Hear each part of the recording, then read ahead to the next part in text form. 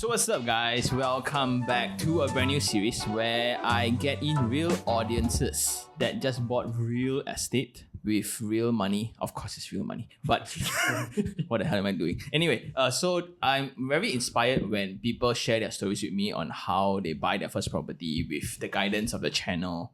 And I realized that I'm also inspired. That's why I can go like almost 1,000 videos. So I hope these kind of stories can also help those that is 50-50 lah. Want to go in, then not go in. What's the do's, what's the don'ts. And the difference will be these audiences just got it fresh. So everything is still there. If I ask them 10 years later, all small matter lah. But now when the matter is still big, get them in to share, then we can laugh at this 10 years later lah. Yeah. But anyway, today one of the first audience is coincidentally my friend, also my wife's classmate back in uni. Yeah. IMU, right? So those are the excellence creep of the society lah. No lah, because I come from dirt ma. I come from anyway. What a way I angkat him, right? So anyway, just please introduce yourself. Hi, I'm Jonathan. There's nothing special about me. I'm just in the channel because I recently moved into my property. Yay! And so what do you do on a normal basis? I was a pharmacist. That's how I know Sean's wife, right? And then now I moved to the pharmaceutical industry. My title is the medical affairs lead, but basically I work some sort like a consultant to the company, and I meet doctors and plan some strategies, things like that. Yeah. Simple words sound so canggih, you know. Strategies like I make videos. So when did you buy this particular property? I bought this property 2020, about late 2020, right? COVID, right? During the so COVID, we had the lockdown, and then when the government eased the restrictions, we started looking at properties. Okay, so let's go step by step. Why sudden need of a property? Okay, so I like what you said, right? Like 10 years later, when people ask, how do you get a property? The short answer is we went into the property, we looked around, we say, this is it. But the journey of getting to that point was actually 2 years, right, before we actually signed the SPA, right? So we were thinking, my fiance now wife, then we were talking about ex-girlfriend. ex-fiance now because she's my wife, right? So we were thinking, okay, what's our next step, right? We want to get married, we want to have a family. So what do we? The next obvious things to do is to buy a house. So your channel says you should see 20, 30 properties before you make the decision. So actually that's what we did, right? We were going to from Kelana Jaya to Mont Kiara to PJ, and we were still lost. There was no clarity after looking at 5 to 7 properties. Then I remember the time coming back from Kelana Jaya. My wife asked me, actually, that lady kept talking to us about the facilities of the whole condominium. Is that really what's important to us? And at that moment, it was a light bulb in my head. I was like, damn, I need to define or establish a search criteria. I just can't go in blind seeing 50 different properties. Exactly, yes. So we sat down, we started thinking, okay, what is our non-negotiables? What are our non-negotiables? So obviously, first thing is budget, right? This is the max we'll go. We'll not go above. We make sure that the loan is only one person's name, because otherwise you waste the name. Cool. Right? I feel so proud listening to that. Okay. Yes.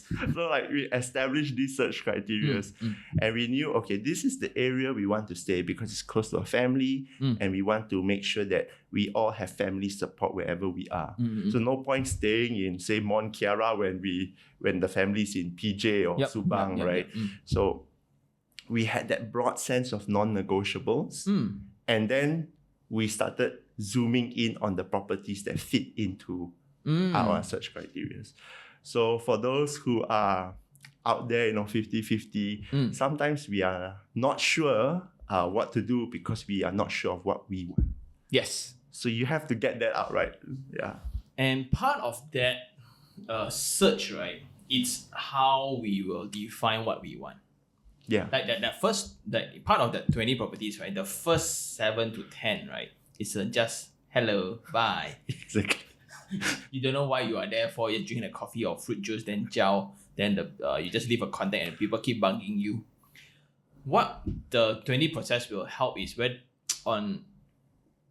you will not know, unfortunately, right? Yeah. You will not know what you don't know until you see. Exactly. Right? Like, what's up with 1.2 million house?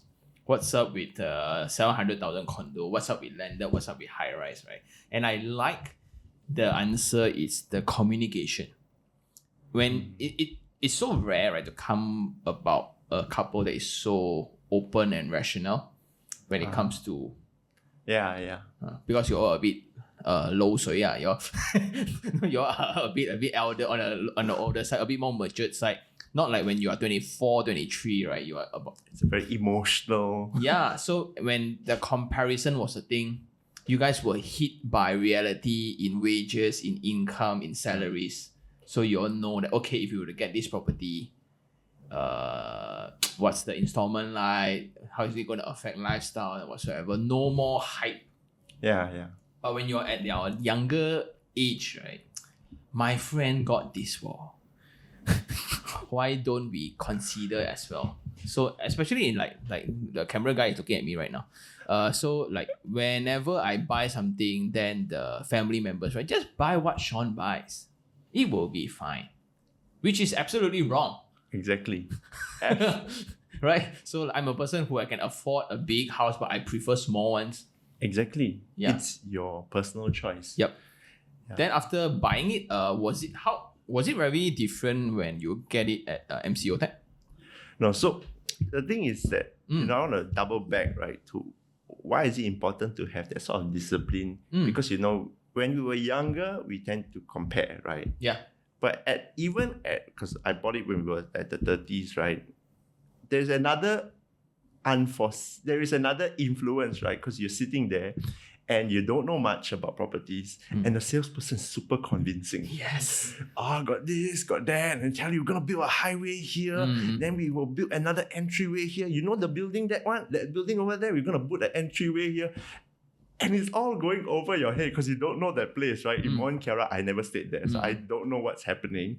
But it's just so convincing. Yeah. And sometimes, so people who are very nice and amiable, when the salesperson gets a bit more pushy, then you feel the pressure. To drop. I need to sign already. Like I wasted this person's time. So there's a lot of all this pressure, right? So it's very important you come back to your discipline, knowing what are your non-negotiables. Do you drop any booking forms? Booking form 1. And I was like, she's such a nice guy. I cannot. I was like, oh man, did I make the right choice? Yeah. Yeah. Cool. So you gotta have that discipline. Okay, then since we are there, right, was it difficult to tell her no after that? Initially, yes. But after your 5th, 6th rejection, you go, I don't care. It's my money. Yeah, exactly. So there's this moral things that sometimes when you're too nice, right, you feel the obligation when people give you all the services they so call it. Actually, it's a standard procedure, but actually people feel the obligation, right? 500 only lah. Just give lah. But then 500 give already. Just continue lah. Exactly. Just pick unit lah. Then just end up with a unit that you don't know why you buy in the first place. Yeah. Right. So continue your story, please. I keep interrupting. You're the first episode. Sorry. No. Like we were discussing earlier. We don't even know where this is gonna go. Yeah. So yeah, I think we refined our search criteria. Then we sort of knew what we wanted. Then we searched lah. Okay, we wanted this area. We wanted this price. Then we came across this idea. actually landed property is not a bad choice. Because you look at, say, PJ or Subang, the prices are maybe 700, 800K. Yes. And that's very comparable to a condo, Yes. 1,002 square feet in Mont Kiara. So we were thinking, hey, I think this is a good idea. It was part of our negotiable part. We wanted a slightly bigger property, preferably landed. So we started searching, and that is when the 20 to 30 properties really help. And that's what you mentioned earlier. The more you see, the more you know what you want, what you don't want. So we started going to landed properties and we started seeing, okay, this layout doesn't work for us. And they built this wall in the living room. Why don't they just open it up? So we started knowing what layout works for us, what layout doesn't work for us, what kind of area and environment we like to be in, where is the nearest station. We started understanding all this, and we would not have known if we didn't look for properties like 20 to 30. And I realized, I'm not too sure you've heard this before, but some of the... Right. The last time I saw it was 3 years ago. So you know, some of the older people, they used to say, when you find that property, you will feel it's the right property. I never believed that though. Never did. So I also don't believe that because it's like, what does it mean? There's no science to it. Yeah. But after looking at 30 properties, you found. I think I understand why they say that. Because after 30 properties, you sort of have an intuition of what you want. Okay, I get it now. Okay. You sort of know what you like, what you don't like. And that only comes, like what you said earlier, through experience. So after that, when I entered that house, I go, this is the one I want. Yeah. So I think, coming back, I think the first thing is establish your search criteria. Then number 2, explore within that search criteria and further refine it. Because when you refine it good enough, you will sort of have an intuition and a confidence in your decision. Yeah. So let's we can share the bigger address. So I just want to bring more value to the audience, right? So your search, what price you bought and what type of property and just the location area lah. Sure. I bought a double story landed. The Nasi Lemak property. Double story landed in Subang. I bought it for 800,000. Was it a bargain? Like if you compare to the surrounding back then? Oh yes.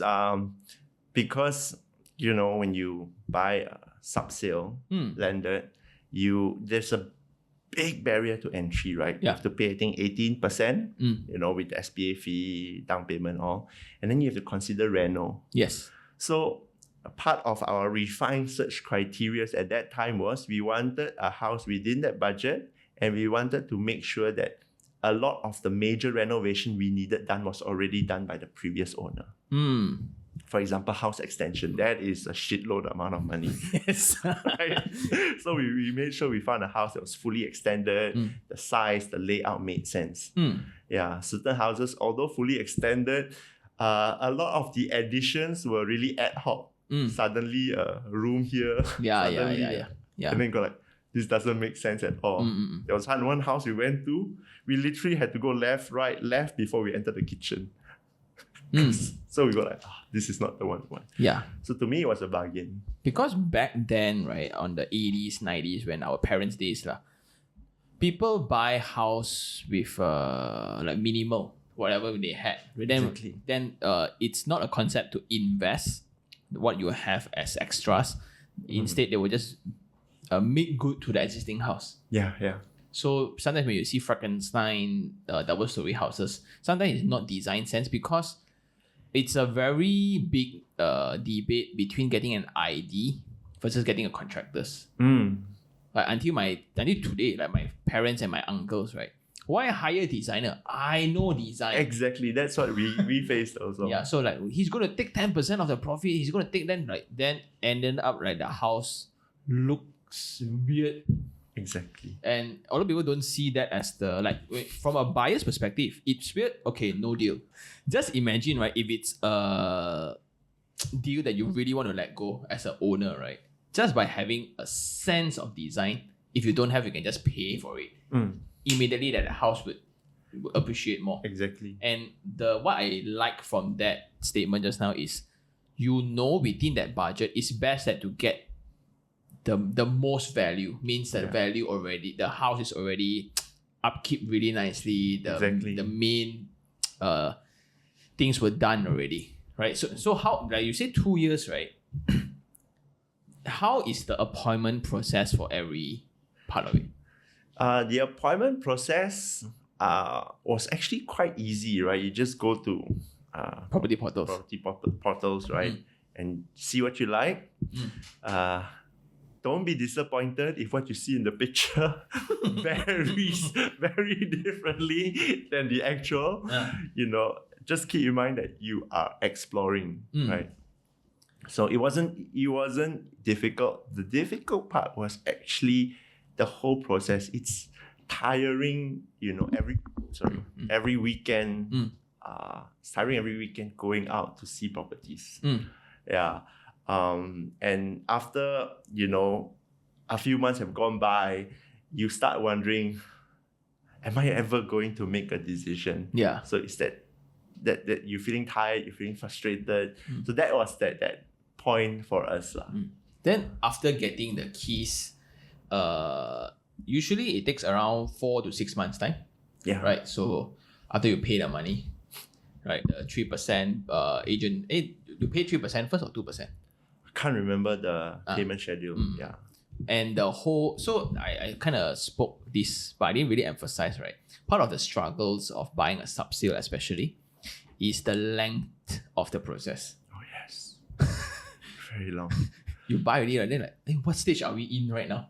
Then the agent keeps telling, we are not at this stage, you need to prepare this money, whatever, right? Then after this, all this lawyer fee is going to come to you. Then after this, banker is going to approach you. Then you got to prepare this, prepare that. It was so daunting. You just don't know what's happening. And, you from young, we were taught, okay, whenever you sign document, make sure you know what you're signing. But when it's a stack like this, you just go, is it all standard? Standard document? Okay, just sign. They need initial every page. Initial every page. I don't even know exactly what. I just know that these are standard documents. The lawyer had to assure me every document is like that one.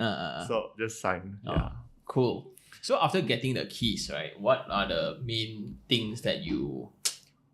Obviously, it was within expectations when you step in, but after when you start doing customization. I love that question. So how was it like? Okay, before that, I think I need to talk about this very important thing that I think you always mention, but people don't hear it enough, and if they hear it, they are not internalizing it enough. Is don't get emotional. Very, very important. Now, let's dial back, right? Before I even signed the letter of offer, I knew in my head that one way to really afford a sub-sale and the counting in reno cost is to do markup. Yeah. I knew that. But imagine 1 year of searching, 30 properties, you're feeling tired, frustrated, you found a house that you like, and then the agent tells you, hey, another person also writing a check already. So I felt so anxious, so what Cantonese call kanchiong. I just quickly got the letter of offer ready, negotiated a price a little bit to what I wanted, and just signed. And then only a few weeks later, when everything was settled, I realized, damn, I never do markup. Good thing, we could work out our finances to afford everything. It's just that with the markup, my cash flow would have been so much better. Okay, so just to break down, right? Markup here means the difference of market price versus valuation. So when a property, let's say, is selling for 800, right? For example, in valuation of the eye of the bank, it may worth more, let's say 880. But it makes a big difference when it's 90% of 880 versus 800. So if it's taking 90% of 800,000, you get 720,000. You need to cough out 80%, which is 80,000. You need to cough out 80,000 first upfront, straight. Compared to you cough out for 88,000, but then you're going to get more back via your financing. Then that helps in terms of the cash that you have in your bank. Not everybody is as comfortable with having nothing in the bank like me. So some people, like, if let's say you only have 3,000 in your bank account, right? And you have a house to do renovation, right? What a torture, right? The insecurity. Exactly. Then when you have that scarcity mindset, especially, then you go for promos and promos only because cash liquidity is limited. Yeah. It's a whole different torture. And it's not like everybody knows how to do it. You just tell your lawyer, can I do this? They will advise accordingly. Of course, upfront, is this doable? Professionally, no. But everyone is doing it, right? Even as a seller, I'm giving discount. I know exactly what people want, right? Since we have those before the implementation of harsh rules in the future, let's just go with the flow first. That's my take. So, like, because luckily you could afford. Yeah, luckily. Right? Imagine like you need to cash out your FD that's left for 2 weeks. You waited for the interest of 2.7 for years. So, I mean, when I was signing that letter of offer, I could sign it knowing that I could afford it. It's just that thinking ahead, right? I could have protected my cash flow so much more. Yeah. And you know, that emotional decision at that point of time made me forget this part. And this is a painful experience. I remember calling our mutual friend, Zach. I was like, I am such an idiot. and just to point out, right, the benefits of when you take out more loan, the interest rates are usually better. Right, number one. Number two, even if you cash out more, you need to pay more installments, right? At that particular moment of time, you felt you have abundance, you can just cash back in the account. Exactly. It's a no-brainer actually to just withdraw out as much as possible. Yeah. Then whether you want to use it or you want to just park it, right? Having the cash in the pocket is better than not having it. Exactly. Cool. So, but a lot of people are like, they are so fearful and they have this sense of discipline towards debt. So they felt like, I just want to take enough. Exactly. Especially when it's your first property, right? Well, you learn. In a very painful... Then how much was the renovation like? The renovation... Okay, so, you know, coming back to... When you go talk about renovation, the first rule is, again, never get emotional. You need to establish your non-negotiables, which is your budget. So we had a budget of, say, 100K, right? Because the house was almost fully done up. Then we went around and some of the IDs didn't even bother to get back to us. Yeah, 100K is too little sometimes. Yeah, they were like, 100K, you want to do this? Cannot. Yeah, but good thing we managed to meet a friend of a friend, very nice guy, and then he's also starting out. So we managed to get a good deal. So we managed to got everything done within 150 plus K just for the reno and all. So burst budget lah. Burst, cause so I can honestly say, okay, correct me if I'm wrong, but 100% of all reno budgets will be burst. Yes. Confirm. Because especially if you buy a sub-sale. Because you wouldn't know what's behind the wall. Yeah. Like, I didn't want to do any wiring. And then they started hacking to do some repositioning. They realized, they said, John, your wire needs to change. I said, why?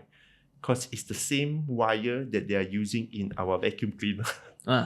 So for your safety, please change. So again, you had to add cost of money. But where the discipline comes is when you start thinking about your non-negotiables, because it's a lot. You want your cabinet to be made of Nyato wood, not that melamine laminate crap. You want a dining table made of teak wood, 8 feet, because it looks so nice in the showroom. But you know, you've mentioned this many times in your channel, right? Like your living room, your reno is not even settled yet. You know, why you're thinking about all this? Yeah. So it's very important that you set your budget and know what the priorities are. Yeah. And then only move forward with your... So like in that 150,000, I'm going to rub it in, right? What exactly that did you do? Like the cabinets was existing, technically? Or you change all? Change. cabinets had to change. So you change cabinets, floorings or wall? Floorings, no. We could floorings only the dry kitchen part. We changed. The rest we maintained, just polish. Oh, nice. Then what about extensions all done already? Extensions all done, but we knocked down 2 walls and made our bathroom a little bit bigger because old houses, not so big. And then one more is to separate the dining and the dry kitchen. So we knocked down that wall. Then the column, we made it to a false cabinet, then put an island there. So the space looks bigger. Yeah. Then actually that's about it. And then just walling up the front part as well. Like that 150,000 really, ladies and gentlemen. No joke. You think 100,000 you can do everything, and then you realize nobody even wants to do your business.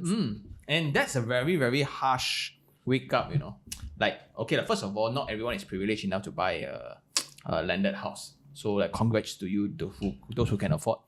The next smack in the face is going to be the renovation. Oh, yes. If you keep thinking that 100,000 is a very big amount of money for a landed, right? Not really. And this is with minimal wet works. Yeah, this is minimal. Emphasis here, minimal. Yeah, so like if don't do the wet works, don't do did you change the toilet bowls and all?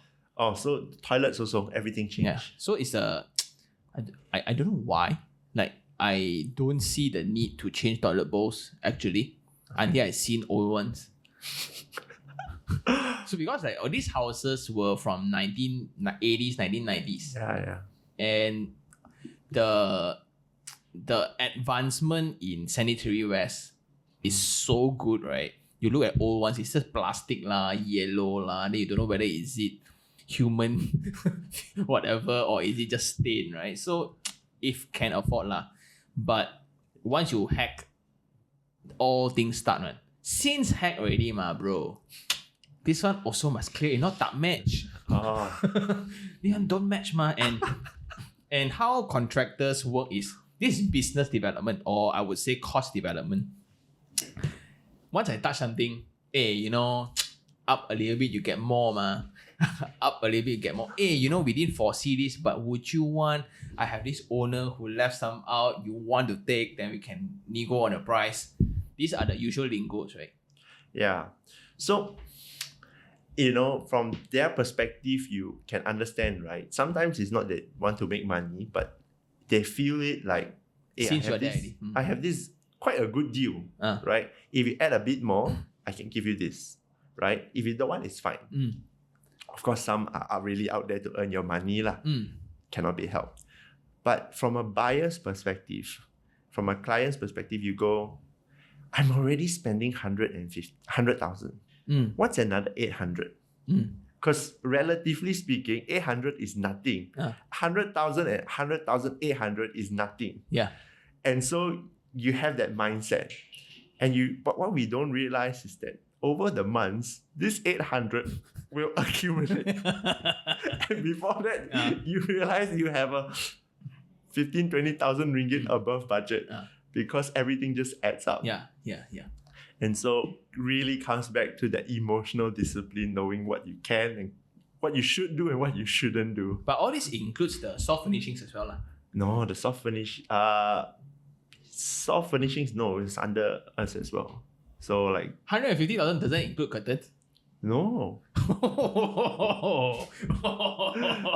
Not curtains. So in total, rough guess 180 to 200? 200.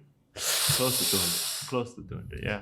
So, okay, let's tone down, look back.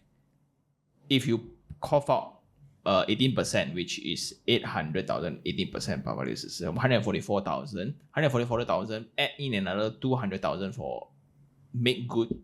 344,000 for an 800,000 property. Right? Rubbing. Thank you. I feel much better now. But instead of taking a new house, there is maybe a booking fee of 1,000, 5,000, 10,000. Then you work on a brand new canvas. Yeah. Then it's going to be so different, the entire experience. But you don't get certainty. Yes.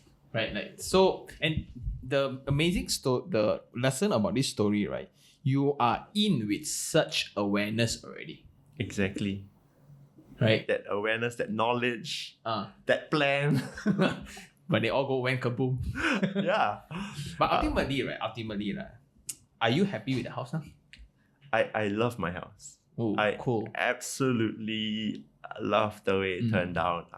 Shout out to my ID, Nick, and his wife, Jojo, for the amazing work.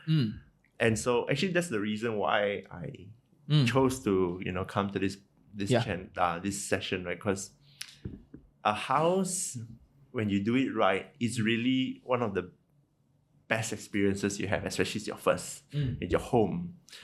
But when you make, and like you said, I'm lucky because although I made mistakes, the mistakes weren't that severe. Yeah, it's within affordability. Yeah, it was within a rather big margin of error, but still, I'm here, right? So, but if some people may have made bigger mistakes, and that could cost them a lot of time and money and opportunity. Yep. So it's important that, and I really like what you do, right? Because education is the way to get out of this trap. And it's not a 1 year, 2 years. Now we're talking about 30 years alone. Yeah. And imagine, okay, just to paint a very scary picture to the young audience, right? This is a gentleman that coughed out 300-ish thousand, and every month you need to pay around 2,600 to the bank. Belum kira utilities, belum kira cukai tanah, belum kira cukai pintu. Technically everything maintenance lagi. I haven't asked about the tangki. Did you change? Tangki, no. We just clean. Yeah, so luckily it's still cleanable. Yeah. Some people is like, don't go through the effort, I just change one. Then your roofing and whatsoever. Then what I'm going to is the affordability portion. When you are going into a home discussion, right? It's a very different, because I realized that the channel has skewed to a very dollar to dollar, cents to cent kind of talk of investment. Cannot make money, screw it, right? But when it comes to a home, right? Like today, he's happy. A lot of people are like, I'm like 300,000-400,000, I might as well buy a new property, get rental, whatsoever, right? You don't have a home. Yeah. So it's all, there's no right, no wrong. And he had his first property as his home. After having a lot, I still don't have a home. I'm still living off somebody else. So it's wise, but then it based on perspective only. Yeah, so I was driving here, I was thinking whether I should say this, but now that you've mentioned it, I think it's important that we all be real with ourselves. Yes. Because what stopped me from buying a house of my own? So I won't go too much into details, but from my family history, part of my dream growing up since I was a child was to own a home of my own, right? So that was what I wanted. But when I was 23, 24, I was like, I should, whatever money, I should use it to invest. And I wasn't exactly really happy. Yeah. Right? Yeah. So, and it was a struggle between what my head was telling me and what my heart wants. So, I'm not saying that you should only focus on present happiness because it is an extremely poor predictor of future happiness and success. But what I'm saying is, you need to be real with yourself. I needed to be real with myself. This is what I wanted. This was my dream growing up as a child. And now that after some calculation, knowing my plans, I think I can afford it. Then go for it. Yeah. But if you are someone and you need 2 names for one loan, it's clearly out of your affordability range. Listen to Sean, don't do it. Yeah. Thanks for sharing, man. That's deep. It's like a lot of people think that investment. Last time when I was investing, a lot of people thought I was a weirdo. Imagine back then we were drinking in we were drinking in clubs or whatever, right? Tea, we were drinking tea. Yeah. Then a common friend and I, we were only talking about properties, only talking about share market. We keep investing in it and we couldn't mix in. The others were talking about, where to hang out and things like that, right? We were the weirdos. Yeah. But then, it's cool that some of us would then choose I also want to be like them. But no, what I think is important, right? Like now looking in your career that is very, very successful, even on common friends ground, a lot of people talk about you. You are so fulfilled. Like what's worth, right? If that's 300,000, 400,000 getting you a home that every time you drive back home, right? I get recharged. Then I can focus on my active income. Yeah. Who says passive income is the way to go? Yeah. When your active income can give you 400,000 just like that, why not, right? So it doesn't mean I think a lot of people do not tell enough or stress enough about the importance of active income. Ultimately, actually, that's true. Like, that is true. The passive income is ultimately limited by your active income. Yes. And a lot of people talk about, say, property as a passive income. And I know you say this too, right? Well, and it's not really passive. Nope, it's not. Right? You've mentioned it a few times. It's about managing your tenants, managing your properties. You have tenants, you have to manage it on your own. It's active. Yeah. So this idea of passive income, I think even Gary Vee mentions this. It's an illusion, really. Yeah. So focus on, active income is important. You need to establish your, your competency. Yep. Earn more so you can invest more. And from a friend from a distance, right? What I see from him is John. Him is John. Yes. Just for those who are not on camera, on video, right? So it's a huge admiration because of the romanticism that you have for a home. It's such a dream of yours, right? Like you mentioned, you keep like, I really want this, and you put in so much effort, 2 years for a property, right? In 2 years' time, this might sound a little bit wrong, but we went to like 400 properties already. And exactly, I know what. And that's the reason why I want this kind of session, is because it reminds me again of my very first. So I'm going to stick this to my first property story podcast, I think, right? Camera guys, not. I think he has the same vibe. So it's all about your first, right? And if you get it right, so let's say now you're fully recharged, fully recharged spiritually, not in your bank account. But it doesn't matter, because with your active income, you can still go for 90% slots. Then you start investing from there. You're like, what, 30-ish? Yeah. And now I just found out, right, like loan can go up to 65, 70. Oh, okay. Yeah. That's good news. Yeah, like, yes. Even some is 75, like Rina shared. Yeah, so really? The main reason why I was hustling so hard is because the younger I buy, the less I need to pay every month. That makes all the difference. 10-year down payment versus a 10-year tenure versus a 35-year tenure. Huge difference in the loan installment. So once they tell me like you can go up to 75, like I can still play this game for the next 15 years, bro. Wow. But some might be envious that you have a home. Like sometimes I think, right, hey, you come back to a place that you created, all your hard earned effort, right? All in, every single tile, you participated. What was the struggle like with that? And then, I guess congratulations. Thank you. Right, it's a real achievement. Like yes, I see that pride. That I felt that pride of owning a property that I fully paid. And you worked hard for. It's your dream. It's my dream. Yeah. Because there's something like, I wouldn't say dirty, but like people like me, right? Use other people's money, other people's time, then build something. And there's a mastery to it. But then ultimately, we don't have pride. Right? I don't have pride for the space. Because ultimately, it's just a tool. Okay. And that's what I love about real estate the most. It's so many things. Like it can be a dream, it can be a home, it can be a tool, it can be anything you want. Oh yeah, that's true. Right? Yeah. And like now you own a house in Subang, then I think, okay, do you need as much space like landed? Okay, so here's the thing, right? Short answer is I don't. And I took my time to answer because I'm quite ashamed of this. But I would say that, maybe now lah. Maybe so. Okay, so the this house was a bit too big from my initial plan. Okay, basically I bought it because it is what I wanted and in the price range I wanted, and the extra space was like, ooh, bonus. Yeah. So, I think coming back to what you initially said earlier about your uncle who spent the weekend cutting grass, maintenance for a big house is a real problem.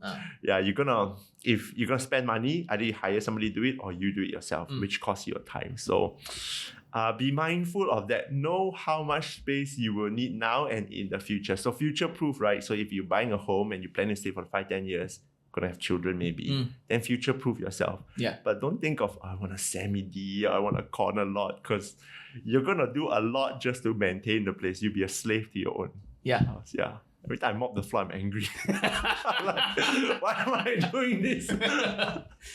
Any robo cleaner, right? You want to sponsor this episode, right? So and I got a lot of heat from that. Like a lot of people don't think that I want the house to serve me, not me serving the house. Like now, let's say, Mr. John, your job has been excellent. We really like your work. We want to offer you a temporary position in wherever, like Switzerland, whatever, I don't know. Why do I sound like that? Anyway, 6 months. Can you just leave the house 6 months like that? Yeah. Not everyone can though. Yeah. What if break in there? Do we need to install security now? Like CCTV, how is it going to monitor? What if power failure now? End of the year already, we don't know whether flood will come or not. Exactly. Then suddenly the neighbor keeps calling. Then neighbor thought that, hey, this owner not around and then always park in front of your house. Yeah. All these kind of problems will come. But it's a problem that only fortunate people will have. Because only you need to first have a house that's beyond the imagination of people. Like my uncle, the house is I think I checked the latest market rate is like 6 million for the house. Oh wow. Okay, so it's a big place. 2 person stay. Imagine it's 12,000 square feet. 12,000 square feet, then like the kitchen is already bigger than my house, I think. Yeah, I'm legit serious. The table is almost a bathroom. The dining table with the island is almost a bathroom. Wow. Wow, until you clean it up. Exactly. Until you clean it, and you don't even use that space. Yeah. It's just empty. Yeah. So you're literally paying for nothing. The truth. Real stories. Anyway, okay, I really like what we shared so far, and wow, kudos to the first episode, right? Turning back, like when you go back to the stage where, okay, I think I need a house, right? Could you, like, let's say you go back, hey, John, 3 tips. What would that be? 3 tips. Going back to when you first buy the house, right? When you first wanted, like you decide. I think number 1 is, for me I think what I should have done more is to keep calm and study. So what I mean is this, right? Because we talk about how much money I spend. Yep. I can honestly say I am nowhere near my financial goals. I'm nowhere near even what I would say rich. I would just say I'm middle or lower middle class even. No lah, bro. Okay. So I know how it feels when you want to buy a house and it's 800,000 or $1 million. That kind of fear and anxiety that we all have, right? Because it's the first house. We have no idea what we're doing. Yeah.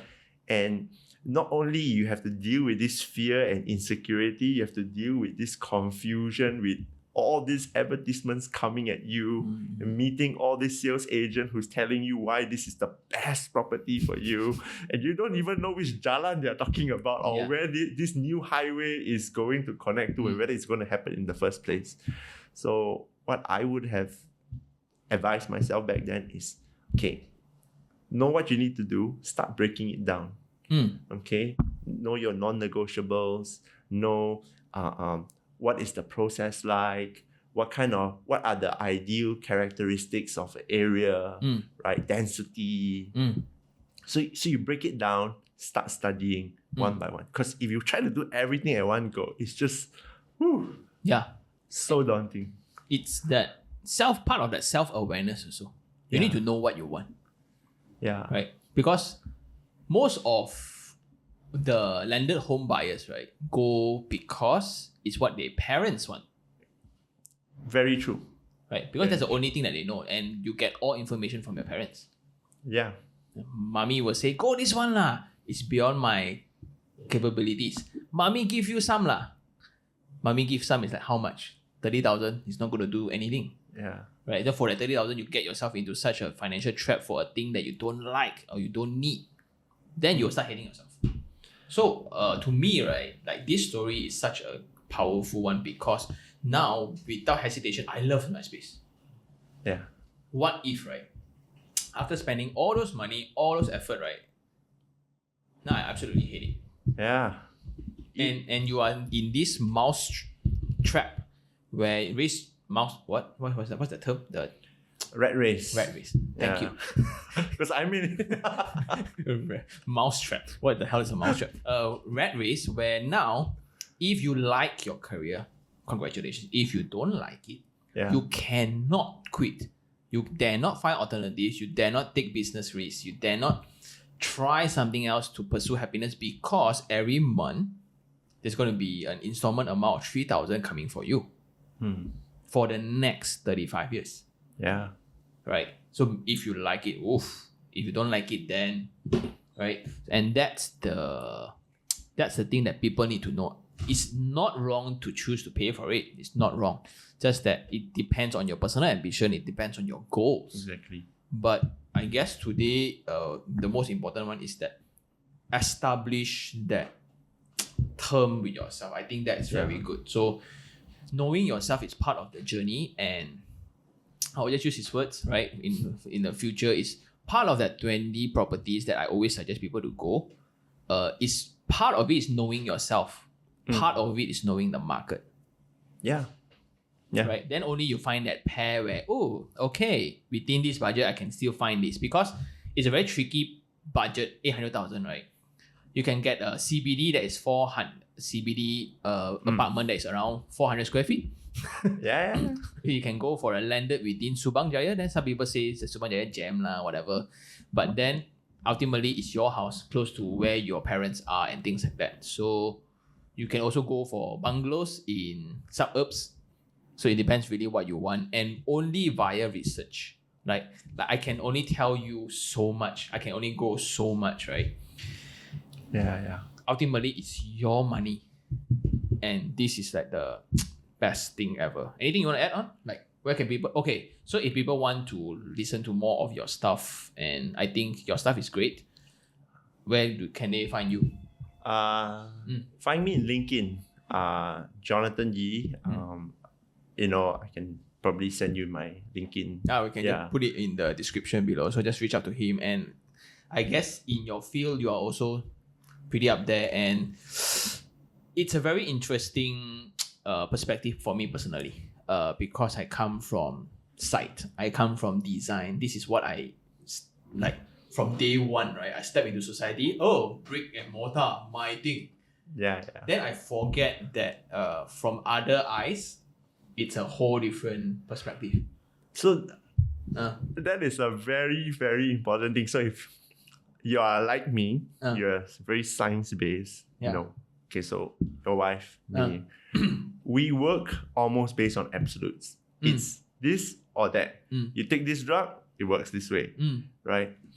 But when it comes to house preference, design preference, It's annoying because you know there is no absolute answer.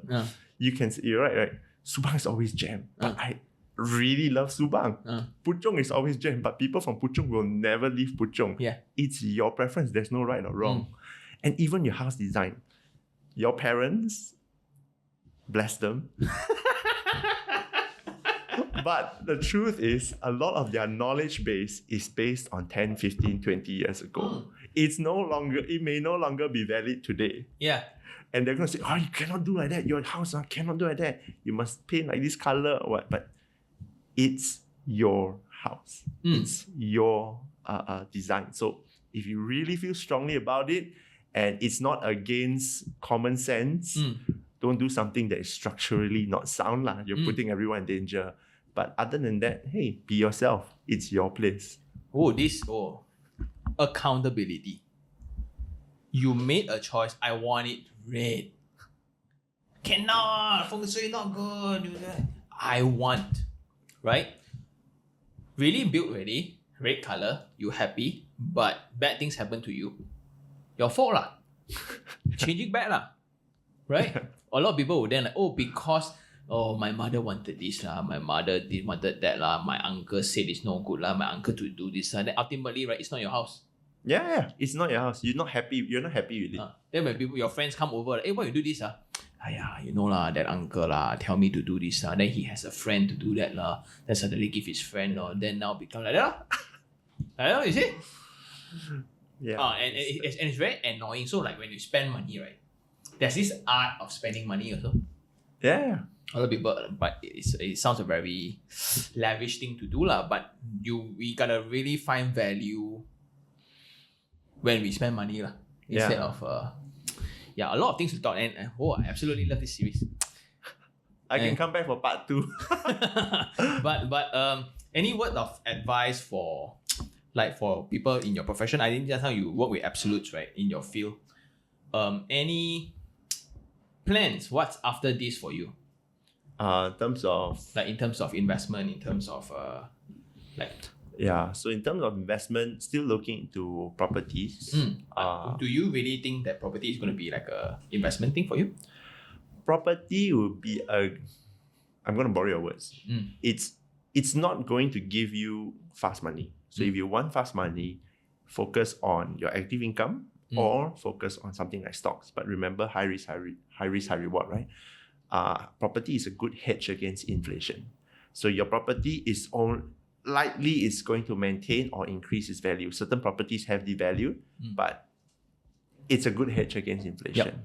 And in case, I have children in the future, either I sell it off for their education or I give it to them and say, this is a property, this is a car. Now you have everything you need to continue to see. Yeah. There's so many things I want to brief on, but whatever. There's no limit to time. My show. That, right, I think investment, I came up with this very smart saying. I don't know whether it's taken before or not. Property or real estate, right, is meant to keep you rich, not make you rich. Okay, unless you flip it for a good price. But right, it's tough also because the entry is going to be high. That's true. So because upon entry, you're already rich. Okay. So rich here also means that your pocket rich or your mind rich. If you know how to play the game right, then your mind is rich. So don't expect that the property is going to make you like, a lot of money within months. No, it's never going to happen. Never going to happen. Right? Most likely you'll lose money. Then the second one will be the cross-generational wealth thing. Yeah. Wealth preservation, right? Yep. So a lot of people think like, I had a comment on TikTok or Instagram, I forgot. Oh, Sean, you got to remember, you don't bring asset to the grave. But my money will continue growing. Just imagine, right? I finally understood what one of the speakers say. Let's say if I were to really achieve 25 properties in my lifetime, when I'm 80 or 90, I think I will live to 98 lah. Right? Finish, right? 25 properties straight away will all be cash. Assets. Okay. No loan attached already. And my next generation or third generation begins with 25 properties. Yeah. It's a big difference. Let's say if you were to just buy it not long ago, maybe like 10 years before I go, right? They are all still in loan. Insurance will cover them. What a way to create wealth for my offsprings. Yeah, I mean, I came from a family that, Yeah. So I remember you told me this back when we were still very young, right? Like, we were considered the lucky. We are considered lucky. We a lot of us have friends who have house and a car the moment they graduate. Yeah. Right? And then you always say they are so lucky. And then you told me, actually, we are lucky. Yep. We come up with zero because our parents came up with negative. Yeah. Yeah. And so now, you're talking about 25 properties for your children, your grandchildren. Yeah. That sets them up so much more in life than where we started from. Yeah. So, like I said, it's a really big difference. And that's what property is. And there's also another thing about property. It's the only asset class that allows you to leverage 10 times its value. Yeah, you buy gold 10,000, you get 10,000 ringgit worth of gold. Technically 9,008 for processing so fee. So you have lost money from that. Yeah. I mean, same with crypto, right? With the gas fees and all. So. And guess let's not go into crypto. Yeah. but what's power again? I really like this session. There's so much nuggets in here. The way I see lucky right now, right? It's a lot of people want to be the second gen wealthy. I personally enjoy the process of being the first gen creating. Because of that hunger. Imagine you had the dream to build whatever house you wanted. You work your face off. You worked so hard on yourself. You put so much pressure on yourself, and now you achieved it. Yeah. The fulfillment, right? That sense of satisfaction. If the same exact house is a prize for mommy or daddy, right? You won't appreciate it as much. Yeah, for sure. You don't buy super house for me for what? My friends giving me bangsa lah. Why I want this house here? Nowhere. You see what I mean? So, like, for those who are still working your face off, right? Like trying to make a better end to ourselves. We are lucky because the hunger that comes with it, the motivational values that come with it, right? The drive. Yeah. It's not about this is only part, this is the process. This is not the end goal. Yeah. Right? After you get this 300,000 to put into this house, right? What's stopping you from the next million? Nothing. Because I done this, I made it, repeat lah. Yeah. With the current knowledge that you have already, your next house is only going to be better. Yeah. And when that happens, the asset is you. Yeah. Because you grow so much. That hunger keeps you even. Now you have the same hunger or even more with that experience, with that knowledge. Exactly. Yeah. We all have tough lives, and I probably wouldn't change it because I'm so happy. I'm happy who I am today, and I'm happy it gave me that sense of hunger, the sense of determination, the sense of work ethic. Yep. Yeah. Because we have friends that don't have. It's very obvious that we can see the main difference, right? So, whoa. Yeah. Thank you so much for coming. No, thank you for this opportunity to share. Like I said, if I can help 2 or 3 people, even just a little bit, I'm already very happy. Yeah. So for those who have who have been supporting the channel, who have watched and listened to most of the videos, I won't say all. If you want to come and share the stories of getting your first property, maybe or investment or for own stay, welcome, right? Because ultimately, it's this kind of stories that I hope that can inspire the next person to go and achieve what they want. No right, no wrong. These are stories ultimately. Or it can be a very cool thing that in the future your grandchildren will. You see, Akong? Last time on this show on YouTube, right? And I really deep down, thank you for coming. No, thank you. It's very courageous. Not everyone wants to hang out with Sean. And with that, I will just put his socials down below. And see you guys on the next one. Thanks, man. Thanks. Bye. Bye.